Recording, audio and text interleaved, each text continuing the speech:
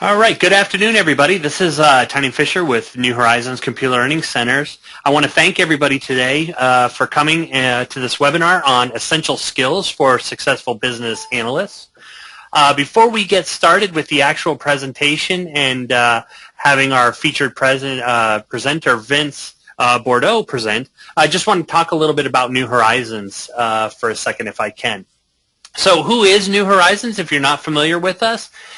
New Horizons, we're a proven worldwide training provider. We're actually the largest independent training company in the world. And one of the great things about New Horizons is that we offer learning solutions that cover a really broad spectrum for our clients. So depending on how you want to learn and what way fits best with you, we have multiple delivery modalities to meet those needs. And then we cover a very wide variety of topics as well, too. Everything from network engineering, programming, web design, project management, business analysts, so on and so forth. So we do cover a pretty wide variety of area. A little bit about New Horizons overall. We have, on an international scale, we have over 2,100 classrooms, which is one of the largest networks of training companies out there. On staff, we have over 2,400 instructors in more than 56 countries, and on an annualized basis, we train more than 3 million student days, which is a pretty large operation in general. One of the cool things about the different types of training we have is we have traditional instructor-led training, which means that you can come into one of our classrooms at any of our facilities around the world. You can also take that same type of class, which would be a live instructor course, only delivered over the internet, which is our online live delivery, which is really exciting and very similar to an experience that you're having now, but just much more interactive. We also can come out to your location as well, too. So we can come out on site and deliver the same training that we would in one of our facilities or over the internet. I also would say that we can also do private training over the web as well, too. So we can do that same live classroom if you have multiple people in different locations. So lots of options for you guys when it comes to training. And then my last little slide here before I turn it over is some of those vendor partnerships that we do work with and who do we specifically train on. As I mentioned, we do things around network engineering, programming, web design, so on and so forth.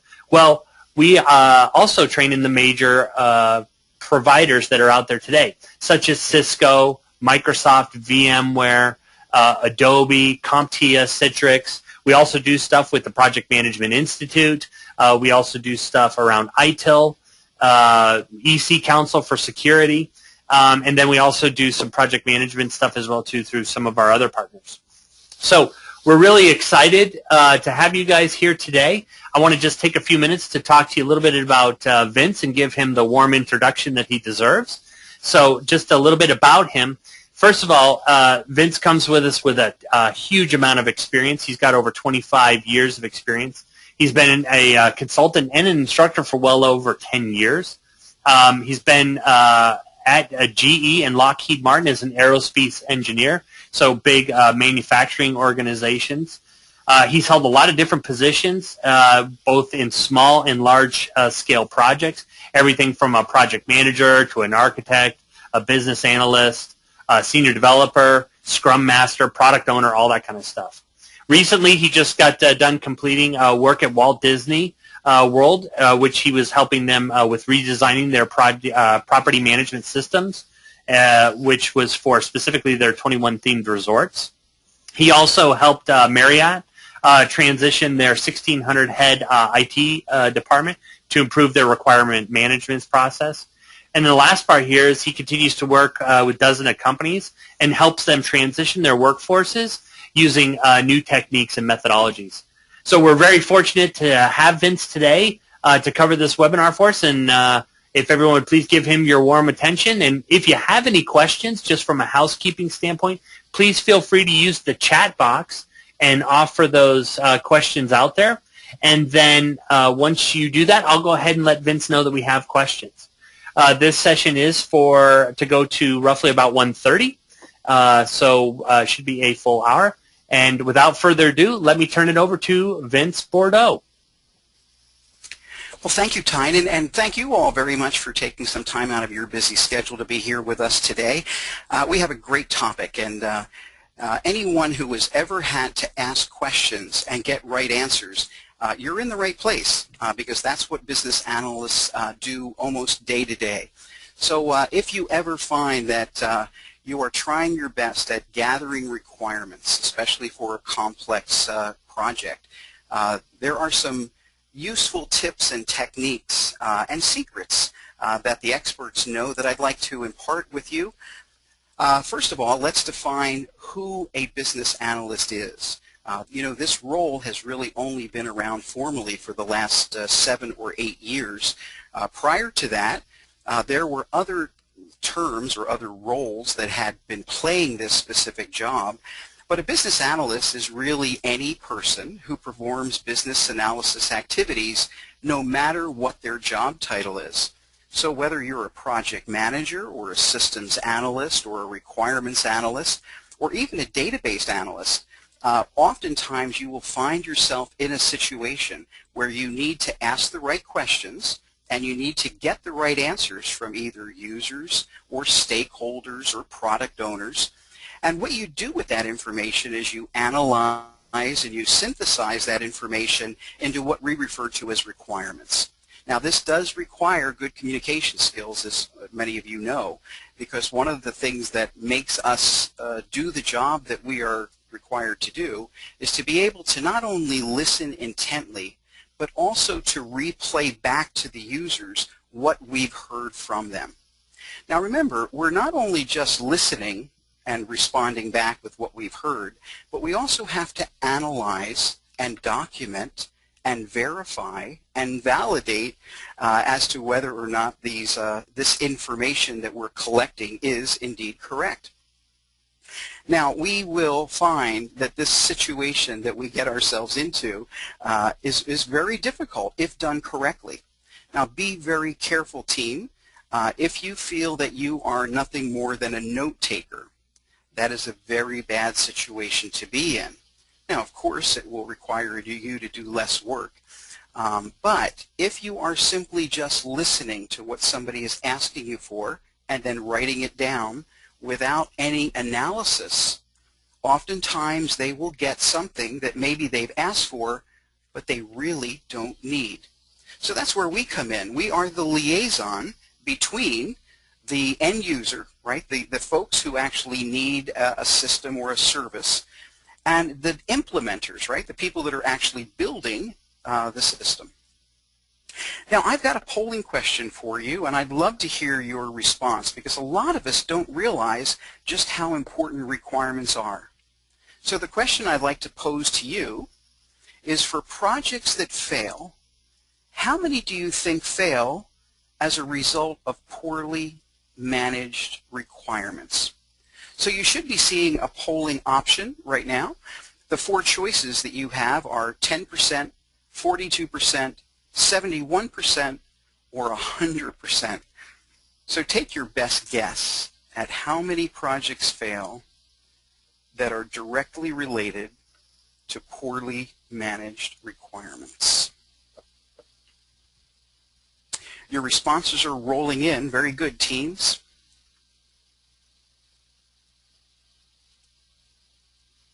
Now, I'm not actually seeing the polling responses, but I would love to know what is the highest percentage for one of the 4 answers. All right. So, Vince, just to give you the results here, 42% said 19%, 71% of the group said 67%, and 100% of the group, or sorry, 15% of the group said 100%. Sorry, so it's verse there. 67% said 71, and 19% said 42. Well, congratulations to the 61% that said 71%, because that's exactly the right answer. Now, this study was done for CIO Magazine several years ago, but thank you, Tynan, for reporting that response. And, you know, I guess your gut feeling is right on, because a lot of times at the center of it all are requirements. Now, requirements are basically statements of fact that must be implemented in order to give the end user their desired expectations.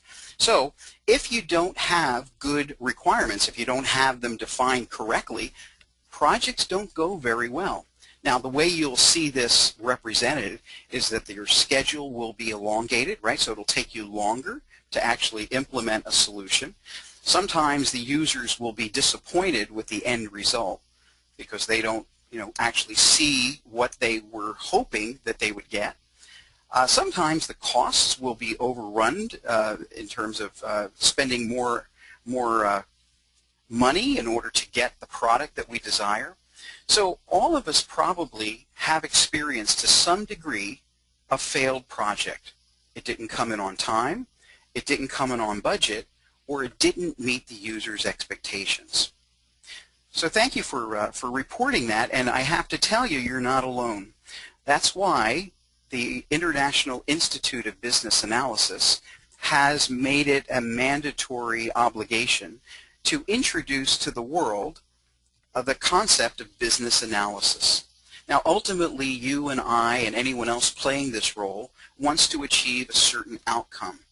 First of all, we want to be able to come up with creative solutions. So not just simply giving the users what they said they want, but actually giving them what they really need.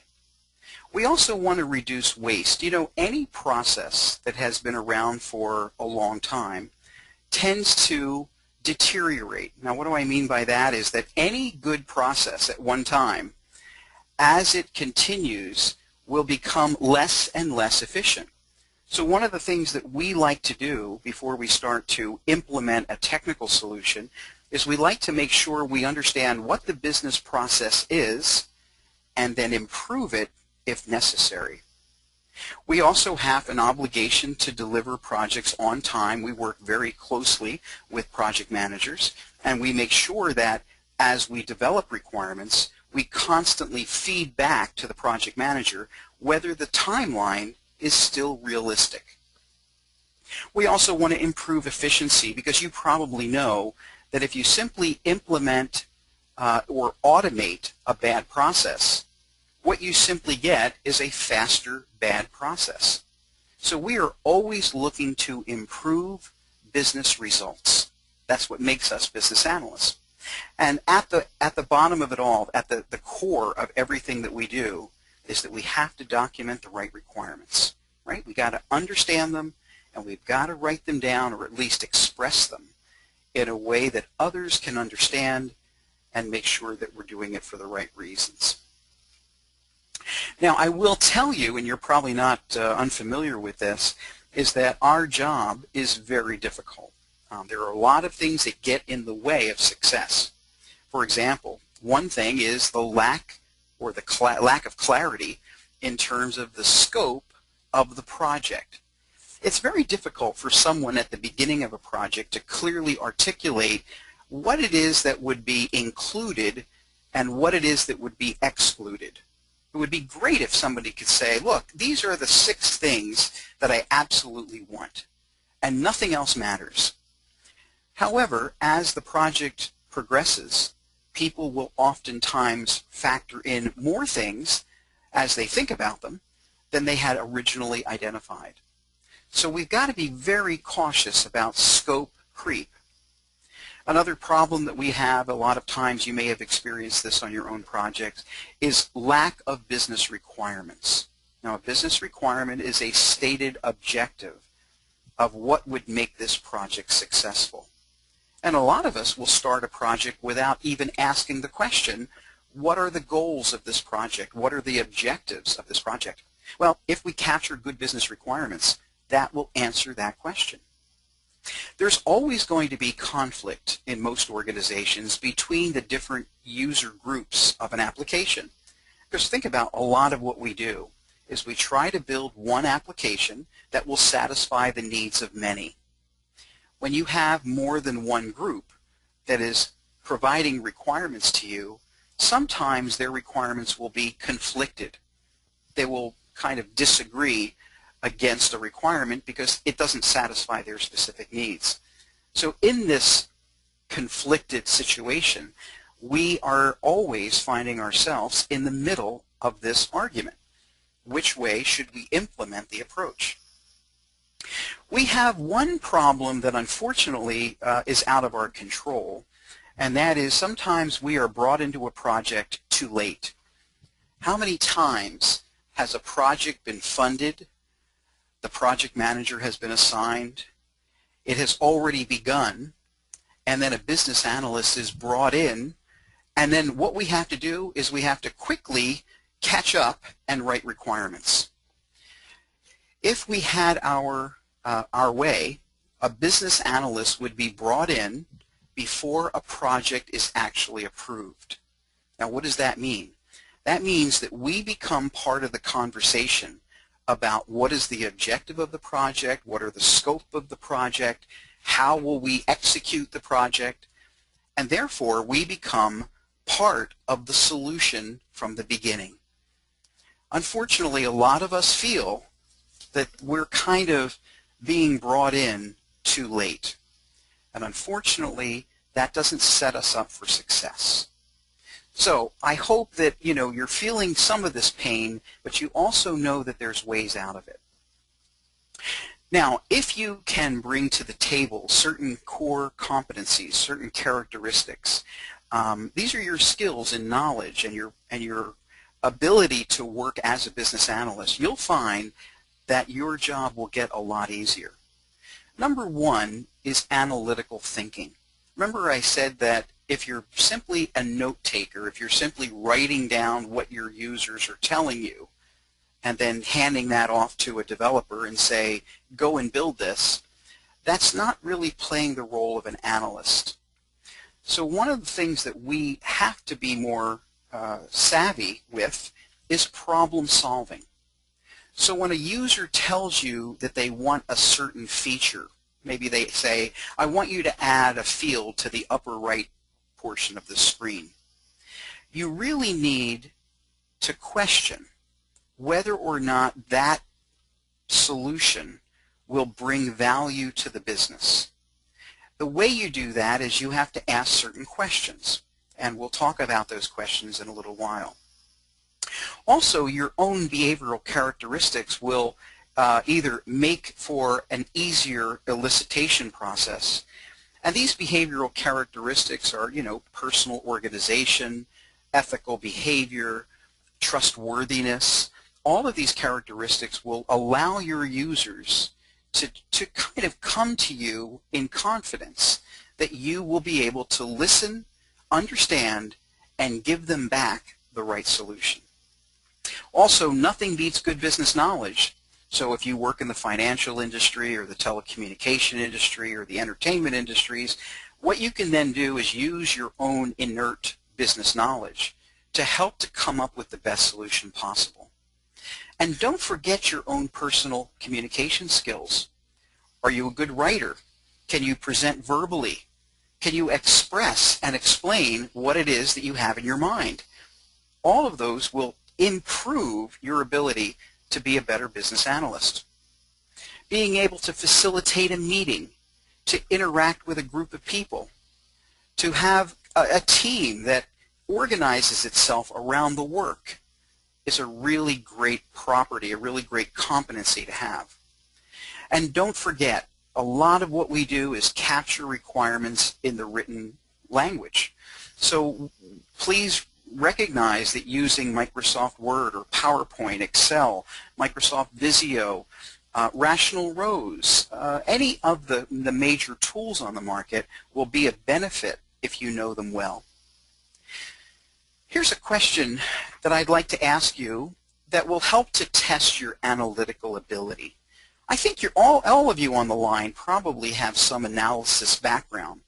So here's a quick question, and let's see if you can come up with the right answer. The question is, there are 5 people of different heights. Alan is taller than Dale, who is taller than Earl. Carla is shorter than Bill, but taller than Alan. The question for you is, who would be the 3rd tallest person? Now use your analytical abilities and respond to the polling question appropriately.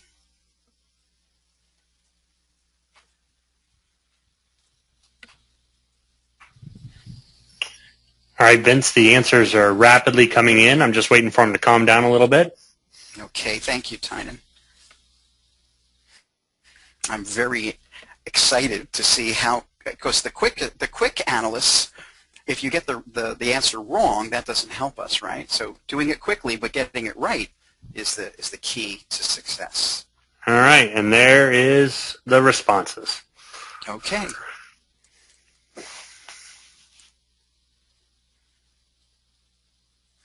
Which response has the most number? Are you able to see them on the screen? No, I don't see them, Tynan. Ah, okay. All right. Thought I published them out here for everybody. So, so the one with the most at 49% is Alan. The second one is Dale at 17%. Carla at 13%. Bill at 11%, and Earl at 9%. Well, I have to give credit to the greatest number of respondents, and that is Alan is the correct answer. D would be the correct answer. So congratulations for those of you who had come quickly to resolve this little analytical problem, because that is at the core of every good analyst. And if you are a good analyst, you probably drew a picture, right? That's one of the natural things that analysts do. You probably knew that keeping this kind of 5-part answer in your head would be difficult. So some of you that have access to a pencil and paper probably quickly sketched out a drawing, right? Kind of labeling them with the names of each of the individuals and kind of orienting them based on their respective heights. So congratulations. Alan is the correct answer, and very nicely done. Okay. If there's one thing that you take away from this little webinar, I want you to remember this. The #1 best technique for gaining access to the correct requirements is what's called stakeholder analysis. Okay? Stakeholder analysis is a task, is a process that you and I would perform to identify all of the people on your project that have a vested interest in the successful outcome of this project. Now, these stakeholders, remember, they could be impacted either positively, once we implement a solution and we give them a new system to use. They could say, hey, this is great, this is really helping me out. Well, they're a positively affected stakeholder. There could also be what's called a negatively affected stakeholder. These are stakeholders that when the system is implemented, they would not be benefited in some way. I mean, the one thing that comes to mind is if you're automating someone's manual job. So let's say someone has been doing the same job for the last 20 years. They've been doing it manually. And now, all of a sudden, you have automated one of the many tasks that they perform. Well, that task would no longer be required for that person to do. Therefore, they may be impacted negatively because they like to do that task. Well, when you look at stakeholders, we have to analyze them in terms of who is being impacted and what is the level of influence each of these stakeholders have. If you're not identifying all the stakeholders early on in your project, you are probably going to miss requirements. Now, some of these stakeholders that you identify early on will actually be used to elicit requirements from. You're actually going to go and meet with them, or maybe you'll call a meeting, and you're going to be asking them questions to help to discover their needs. If you miss a stakeholder, you're guaranteed to miss requirements.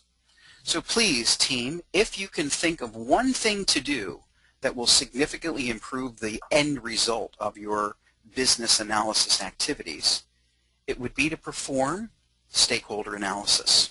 Okay? That's your tip for the early part of this webinar. We've got more coming, by the way, that are almost as important as that one. Okay, as you know, at the center of our world is something called requirements, right? Everything that we do kind of culminates into this thing called requirements. So what is a requirement?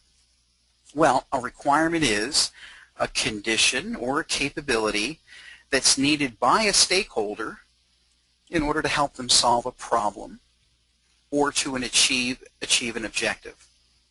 Now, most of you on the line are probably IT oriented, which means we're collecting requirements for the purpose of writing software, right? So we're trying to implement a software solution. Now, when you do that, when you write the requirement itself is somewhat of a contractual statement. And by that I mean it's a capability that must be met or possessed by the system in order to meet the needs of the stakeholder, right? So you're actually writing the requirement against the system to say that the system shall do something so that the users can get benefit from it. By the way, if you are working in a more traditional environment, we call this environment a waterfall methodology, more than likely you'll be writing these requirements down. And they typically look something like, the system shall, generate a report that contains the following, data elements. And that type of requirement is a very formal requirement. For those of you who are working in a more agile methodology, a lot of the requirements that we discuss may not always be written down. We may get together, a short meeting, up on a whiteboard, we may chalk talk what we want to do for that day, and some of the requirements may not be captured as a documented description. Though there might be pictures or models that we would draw to kind of summarize what we've discussed, the formal requirement may not be captured. Now I want to ask you a question, and I want you to really reflect on something that you have done in the past. The question I'm asking is, what percentage of overall project time is spent gathering, elaborating, and communicating requirements? So thinking back to previous projects, what is the percentage of time that you and others, not just you, but others would be spending managing these requirements? Is it 10%, 30%, 50%, or 70%?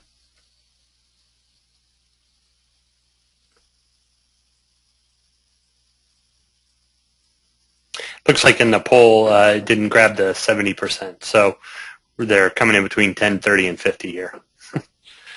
Well, that's good, because the correct answer is one of the three.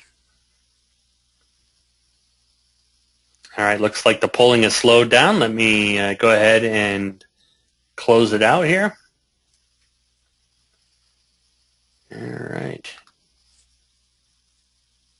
And it looks like 65% of the group said 50%, 28% of the group said 30%, and 7% of the group said 10%.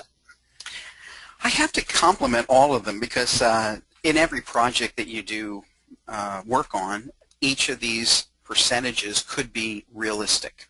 However, the reality of most projects is that we spend upwards of 50% of our time eliciting, right, gathering, elaborating, or communicating requirements.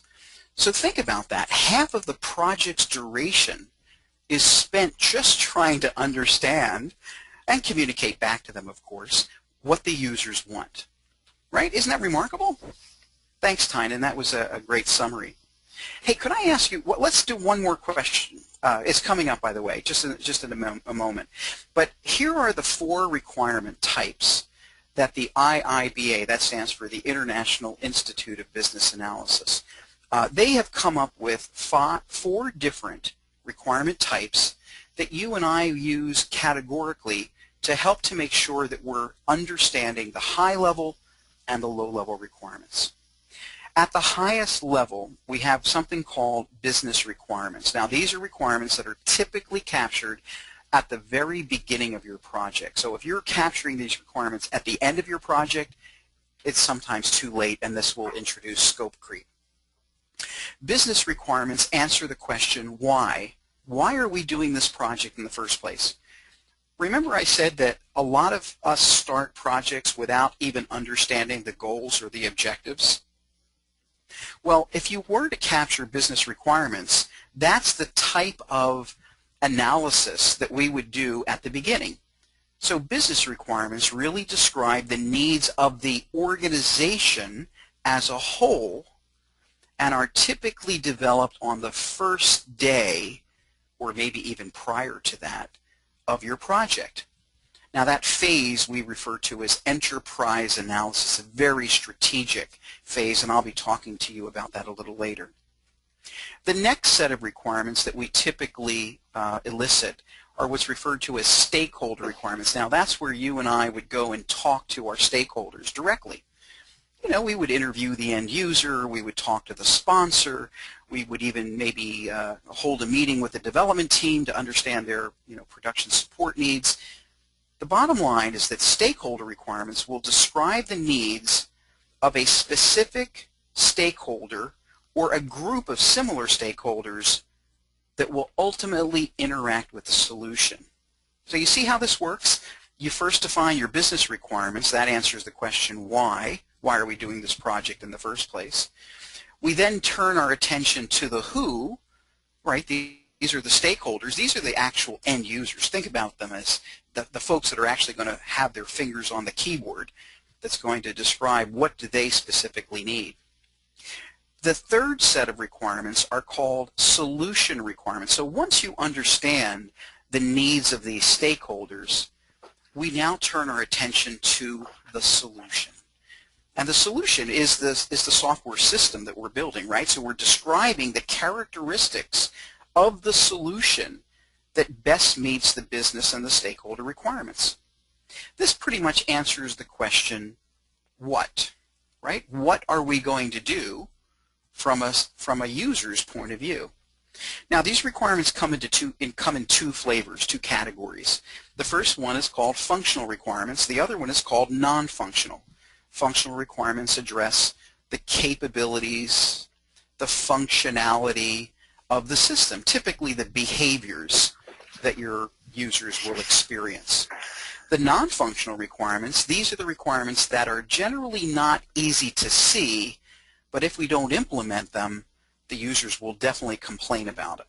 For example, performance, right? How quickly a user will receive a response from a request. Maintainability, availability, portability, supportability, right? All the abilities are typically defined as non-functional requirements.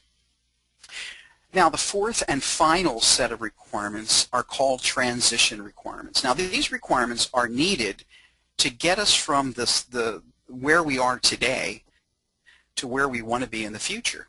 So as you're defining transition requirements, what we're really talking about is things like, how do we convert a legacy database, extract the data from it, and populate a new database so that we can then use that in our new system? Another type of transition requirement would be training, right? How do we train our end users to get ready for the new system to be rolled out, right? It describes the capabilities that must be in place in order to facilitate a seamless transition from the way it was to the way we want it to be. Okay, you ready for another polling question? Here it comes. What percentage of requirements, as originally defined, will change during the course of a project? Now think about that, team, right? So here we are, where we write a requirement. What's the percentage of those requirements that will actually be changed before the end of the project? Is it 15%, 35%, 55%, or 75%? Using your own experience. So far you've been right on target.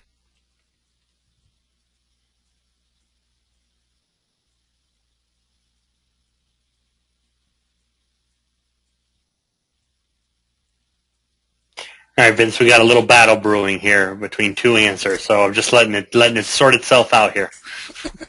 Okay. All right, yeah, looks like it sorted itself out. So here we go. All right, so let's see. We've got 4% of the group said 75%, 5% of the group said 15%.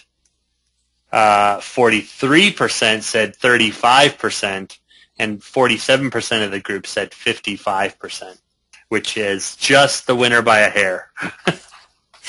And in fact, that is exactly the right answer. So 75% is a little much. And in fact, if you are working on a project in which requirements are changing at that rate, be very careful. There's a hidden problem within your project that probably is not due to just natural requirement fluctuation.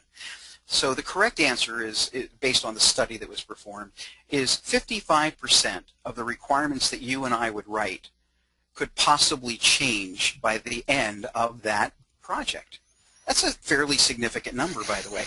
And by the way, you know, that number can go up if you don't do proper stakeholder analysis. Remember stakeholder analysis, the number one best thing you can do for your project? Making sure you know who the right people are, what questions to ask them. Well, guess what? That will significantly improve or lessen the impact of change to your project if you do it correctly. Thanks, Tynan. That was an interesting one. Hey, let's do one more, okay, Tynan? Okay. And this way, I'm going to really prove, hopefully you'll prove to yourself that this is, if we're not doing this correctly, we actually do more work than we have to do. The question is, what percentage of features, as ultimately delivered, are rarely or never used by the product's end users? Right? So think about that. What percentage of the features that would be delivered are rarely or never used by the users? Looks like we got another tight battle brewing here. Yeah, this one's going to be a tough battle, I can tell. Is it 35, 45, 55, or 65? Now, those numbers are fairly close anyway, so if you guessed any one of them, you'd probably be within the range. Do we have a winner yet? It's getting close. There's all right, there we go. Looks like it slowed down. All right, so here we go. All right, so we have 12% of the group said 65%, 15% of the group said 55%, 32% of the group said 35%, and 41% said 45%. So our winner is 45%. You know, I give you credit. I give them credit for thinking that, but the right answer, based on the Standish Group's report, and if you ever get the chance to read these reports, they come out every year, 65%. Now think about this. Oh, here you go. If you don't believe it, I want you to think about Microsoft Word. Okay, everybody's used Microsoft Word. Do you know how many of those features, think about the ribbon at the top of the screen. Think about how many of those features you never even select. It's a lot, right?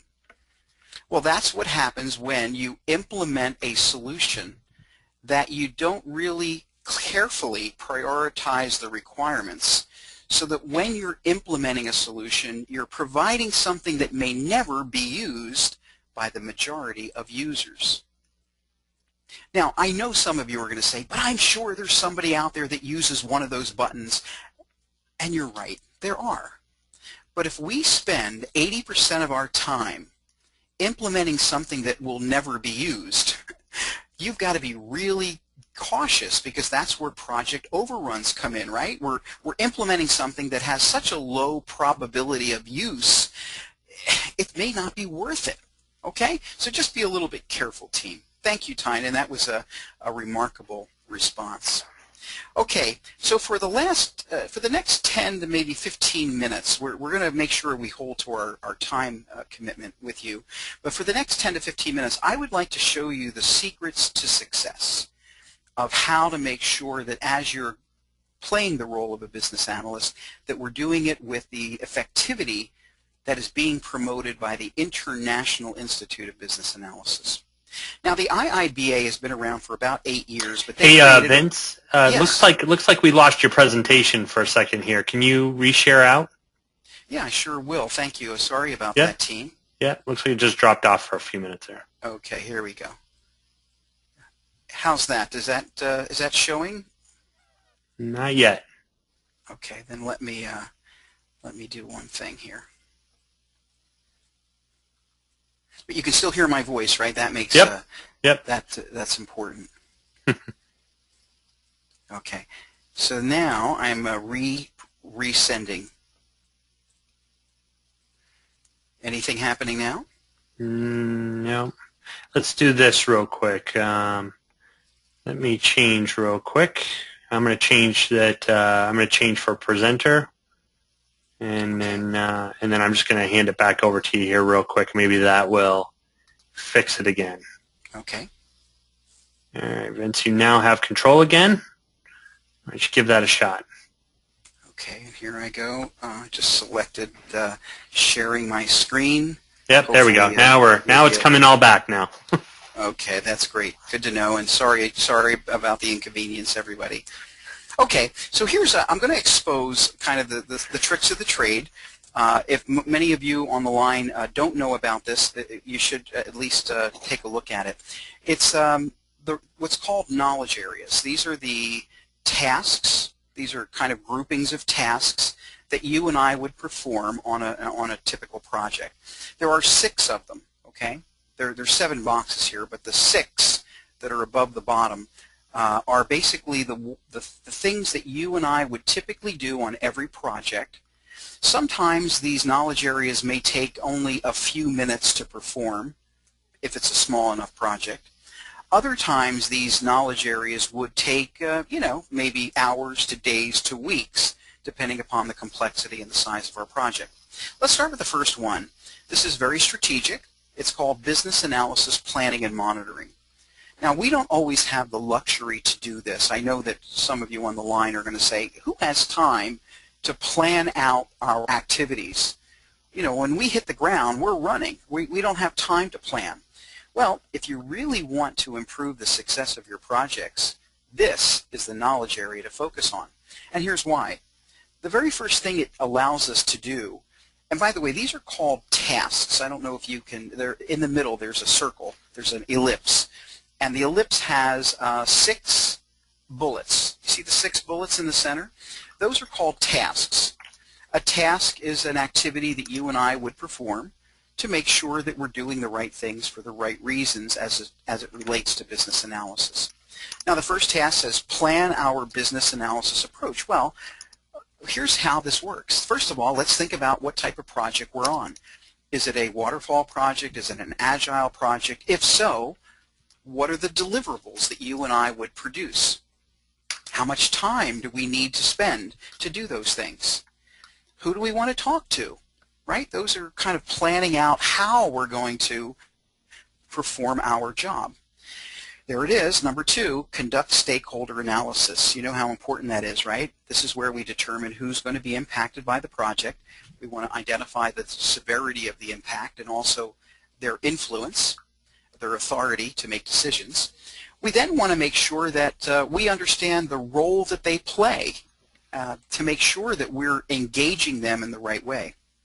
The third bullet is to plan out the business analysis activities, and I literally mean getting down to the tasks that you and I would perform. You know, meet with Jack Smith to discuss XYZ. Spend 3 hours gathering requirements for this specific feature, right? I mean, literally down to that level of specificity. The fourth bullet is to plan out the communication process.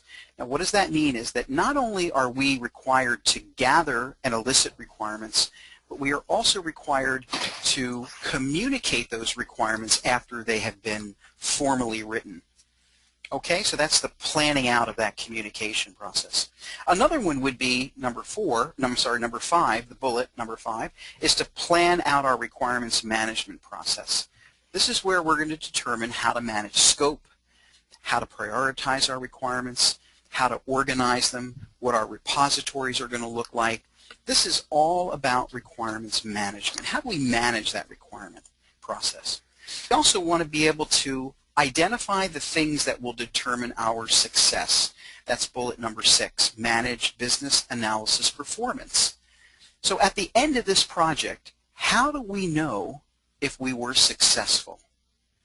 Did we gather 100% of the requirements? Are our users, have we met their expectations? So we will document right up front, right in the beginning of our project, all the things that we think would determine success.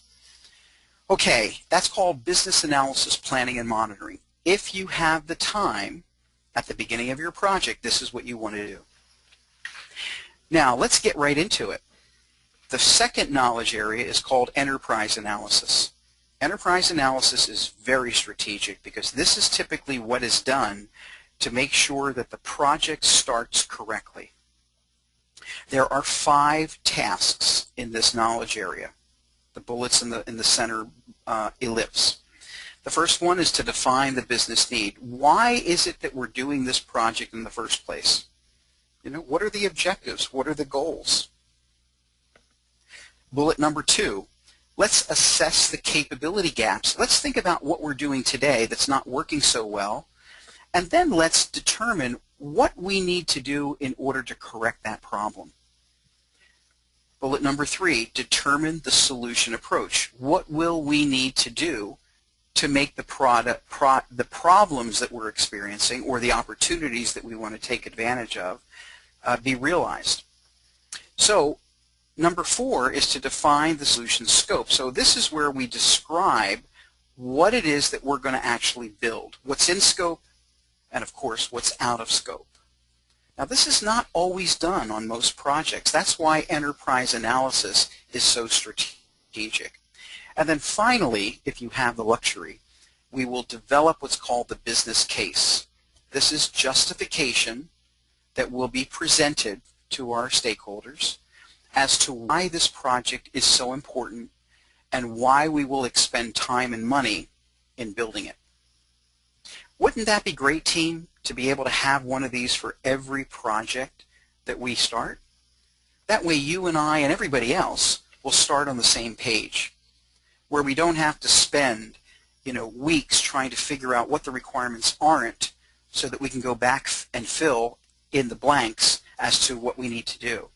If we start off with more of a planned approach, you'll find that your projects will go so much better. Okay, now let's do something that we're probably all aware of, and that is elicitation. Elicitation is the act of gathering, right? So you probably, on most of your projects, you spend most of your time gathering requirements if necessary. Elicitation is where we perform 4 tasks. Task number 1, first bullet, is to prepare. Now this is where we're going to select the stakeholders that we want to talk to. We're going to schedule the session. We're going to select a location, right? We're going to figure out where do we want to meet these folks. We want to define the objectives of that meeting. We usually identify 5 to 7 questions. That way we can kind of prime the elicitation process with these good questions. These are questions that you would need to answer in order to correctly capture the right requirements. You'll sequence those questions. You'll send those questions out to the group ahead of time with your invitation, and then you'll simply contact the stakeholder just before the meeting occurs to remind them to look at the questions that you've sent to them. The second task, that's the second bullet, is called conduct elicitation activity. Now remember, when you're conducting an activity, you're actually meeting your stakeholders after you've prepared for that. You're going to arrive on time. You'll build a good rapport with them. You're going to confirm objectives. So think about what it is you wanted to talk to them about and make sure they understand that. Try to avoid any interruptions. Be polite. Be at ease. Bring along a scribe. So if you can bring someone along with you that will capture the results of what you're hearing, that'll free you up from having to write that down and also conduct either the interview or the facilitated session. And then you're going to ask questions as you go along. The answers that you're hearing will remind you to ask other questions. And then at the end of that elicitation activity, you'll summarize your key points to make sure we're on the same page as who we're talking to. The third bullet is called document elicitation results. Remember, you're just simply summarizing your findings. You'll probably send your findings back to your stakeholders with a quick summary of what you've heard. And then finally, number 4, confirm elicitation results. That's where you're going to ask for comments back, make any corrections that are necessary, and then you'll use those results as input into analysis. Okay, team? Now, again, you may say, boy, who has time to do all this? Well, like I said, just a few weeks ago, I interviewed 27 people in 3 days, and I performed all 4 of these tasks within 3 days for that number of people. It's not something I would do all the time, but it is possible if you put your mind to it. Okay, the third knowledge area, and I'm watching our time, so I want to get through the next 4 quickly, is analysis, right? Requirements analysis. This is where you're going to prioritize the requirements, thinking about which ones are most important, which ones are least important. You're going to organize those requirements in a way that kind of categorically groups them together. You're going to use modeling techniques like use cases or business process models, context diagrams, class diagrams, sequence diagrams. What you're going to do is visualize some aspects of those requirements so that we can convey them in a more clear way, not only with our end users, but also with our developing group, our solution providers. We also want to make sure that any assumptions and constraints are defined. We want to verify that the requirements are written correctly. And we also want to validate that these requirements are bringing value or benefit to the business. Requirements analysis is really at the core of what we do. We're analyzing inputs to determine what the right solution is. The next one is requirements management and communication. Now, with all these requirements, our task can be daunting. I mean, I've worked on projects, maybe you have as well, that have thousands of requirements. How do you keep track of all this information? Well, this is a knowledge area that attacks those fundamental issues. First of all, managing scope. So if someone comes to you and says, hey, I have a change to make, this is the task that helps you to plan on handling change. This is also, number 2, to manage traceability. So remember those business requirements that we've written on day 1? Well, all the solution requirements that we write later have to trace or tie or link back to those original business requirements. If you're a great BA, one of the things that we do is we build what's called a requirement reuse library. These are for all the requirements that could be reused on subsequent projects. Number 4 is to prepare the requirements package. This is where we pull together the models, the requirements documents, any supplemental information, screen layouts, and then we provide that package back to our stakeholders and ask them for approval. The communication of this requirements package, number 5, is very important, right? How do you convey these requirements back to your end users?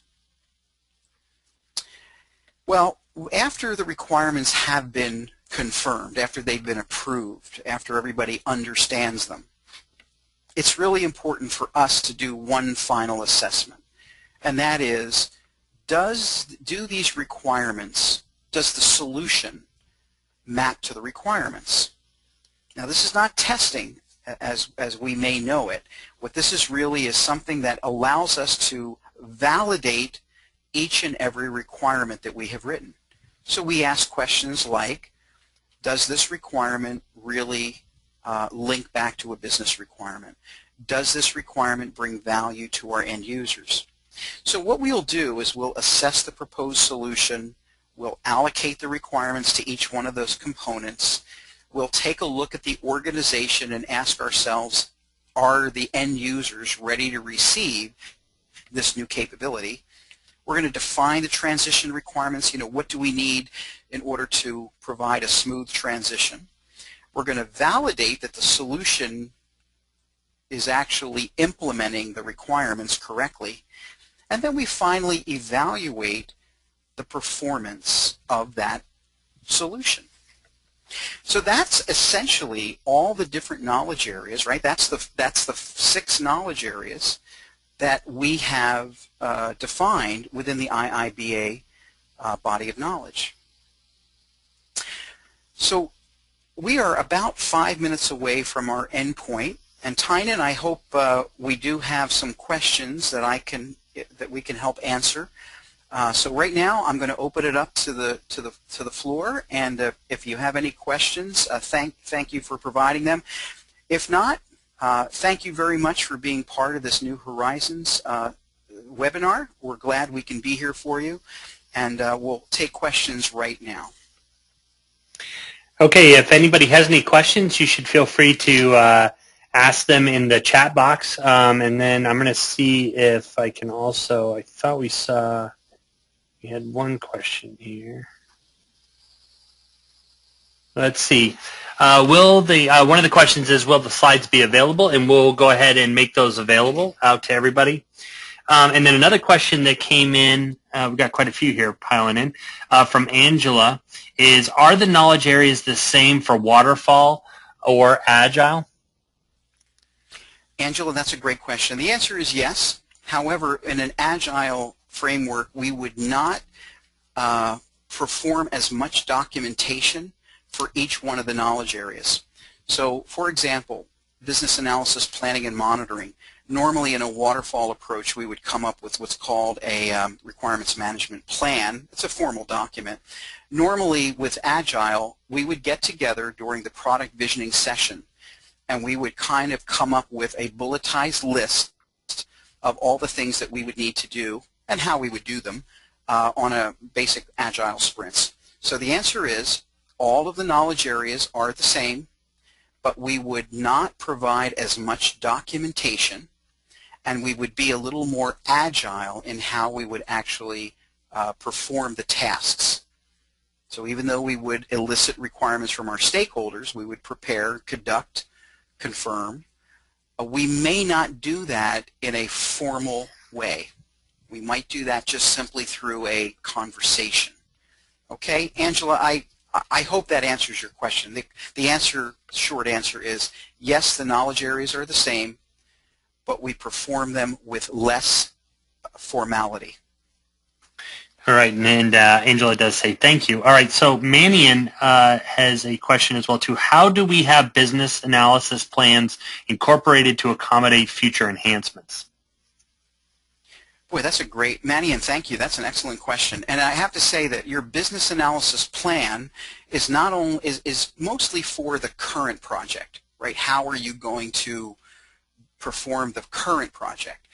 If you want to talk about production support or maybe follow-on projects, new releases, that plan could actually incorporate a phased release approach. So we may say in release number 1, we're going to cover these features. In release number 2, we're going to be writing requirements for these other features.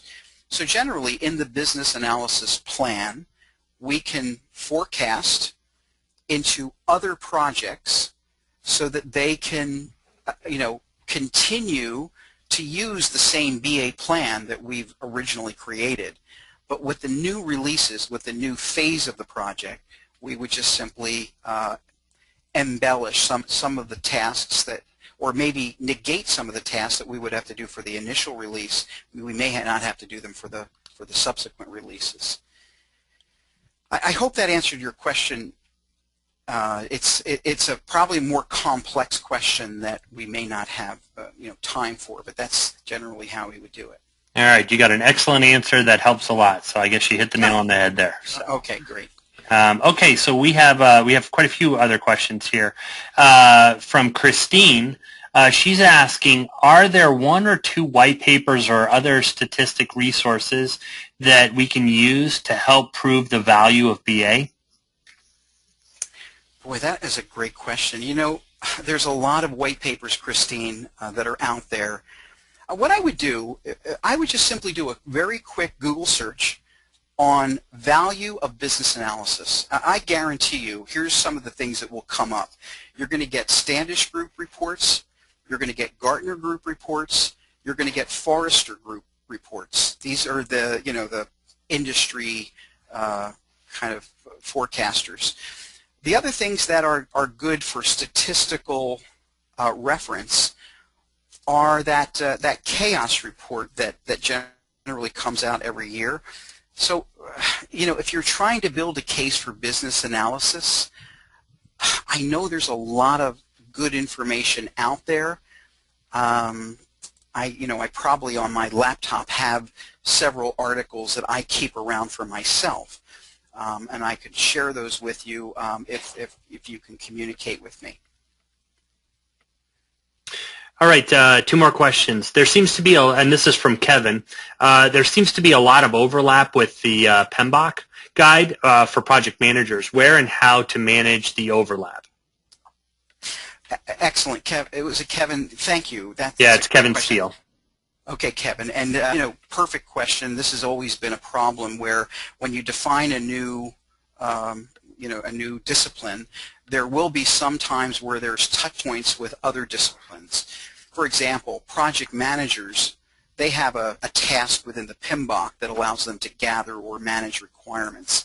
Well, how do they and us work together if we're both doing the same thing? Well, there are definitely clear delineations between the role of a business analyst and the role of a project manager. Business analysts, their world is all about requirements. So anything that has to do with requirements, gathering them, documenting them, analyzing them, communicating them, that's what a BA does. What project managers do is they generally focus on managing the project, and certainly requirements play a large role in that, but they typically leverage the BA to basically manage the requirements. So in your own mind, Kevin, if you can kind of separate these two roles, where the project manager is going to involve themselves in schedule, resource management, cost, and the BA basically takes over the whole requirements aspect, you'll find that there's a very good symbiotic relationship between those two roles within an organization. I hope that answers your question. There's probably articles written about just that specific topic, so you can research that as well. All right, and then the last question comes in from Hakeem, and it says, you mentioned that one of the problems facing BAs concerning projects specifically is that the BAs are brought in at the very latter stages of the project. How do you handle this situation? Wow, Hakeem, this is one of those questions I'm not sure we have an answer, but here's the thing. The BA role is relatively new, so to speak. It's only been around for about 7 years, even though to some that seems like a lifetime. We have to prove ourselves that to be a good business analyst means that we have to be part of the decision-making processes within the business side of the organization. We find ourselves a lot of times on the IT side, and when you're working for IT is a service provider. What that means is typically the business has a problem to solve, and we come in and we try to solve it. If you can start to build the alliance with your business owners, and that's what a good BA does, is they build that strategic partnership. A lot of business owners will bring us in as a trusted advisor.